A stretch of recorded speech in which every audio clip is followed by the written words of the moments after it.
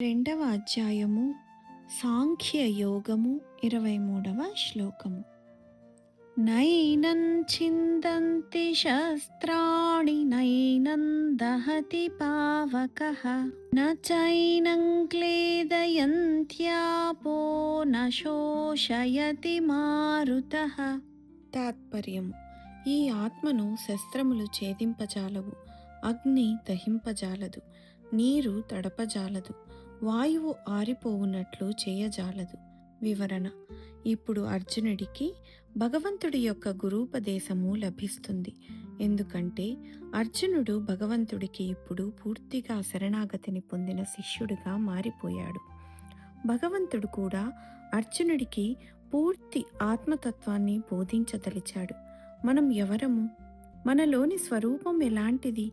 మన నిజమైన తత్వం ఏమిటి అన్నది తెలియజేయాలని అనుకుంటున్నాడు. స్వామీజీ రామకృష్ణ ఠాకూర్ చెప్పిన కథను తెలుసుకుందాం. ఒకసారి ఒక సింహము నిండు గర్భిణిగా ఉన్నది. అయినా అది ఆహారం కోసం మేకపిల్లల సమూహంపై దూకింది. ఆ దూకడంలో దాని గర్భంలో నుండి సింహపు పిల్ల బయటికి వచ్చింది. కానీ సింహం మాత్రం రక్తస్రావం వలన అక్కడికక్కడే చనిపోయింది. ఈ చిన్న సింహపు బిడ్డ మేకలతో పాటు పెరిగి పెద్దదయింది. వాటి భాష అయిన మే మే అంటూ వాటి భాషని నేర్చుకుంటూ గడ్డిని తిని వాటితో పాటు తిరగసాగింది. ఆ పిల్ల ఇప్పుడు పెద్దదిగా మారిపోయింది.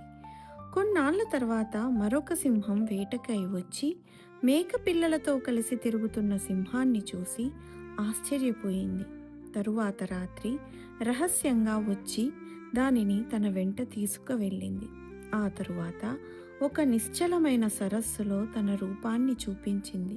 నీవు మేకపిల్లవు కాదని, సింహానివని, నీ నిజమైన ప్రవృత్తి వేరని చూపించింది. భగవానుడు కూడా చైతన్య స్వరూపమైన ఆత్మజ్ఞానాన్ని అర్జునుడికి బోధిస్తున్నాడు.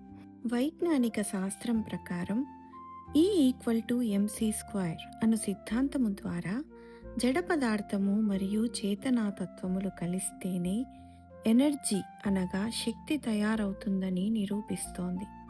ఈ శక్తి ఎప్పుడూ నాశనానికి గురవదు, కానీ రూపాంతరము చెందుతూ ఉంటుంది.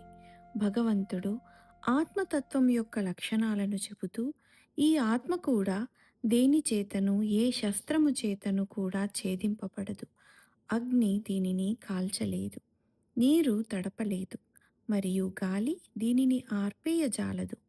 స్వాతంత్ర సంగ్రామ సమయంలో స్వాతంత్ర యోధులైన భగత్ సింగ్, సుఖదేవు, రాజ్ గురువులు కూడా వారికి ఉరిశిక్ష వేసినప్పుడు చివరిగా ఈ శ్లోకాన్ని ఆలపించారు. అంత మహత్వపూర్ణమైనది ఈ శ్లోకం. ఎవరికైనా ఆస్తుల విషయంలో పెద్ద పెద్ద గొడవలు వచ్చినప్పుడు పెద్దవాళ్ళు ముందుగానే ఈ ఆస్తి నీ వెంబడి తీసుకెళ్ళవు కదా అని మొదలు పెడతారు. అలాగే భగవంతుడు కూడా అంతిమ సిద్ధాంతాన్ని ముందు అర్జునుడికి తెలియజేస్తున్నాడు. శాస్త్రాలు రెండు రకాలుగా ఉంటాయి. ఒకటి గోముఖి సింహము, రెండవది సింహముఖి గోమాత.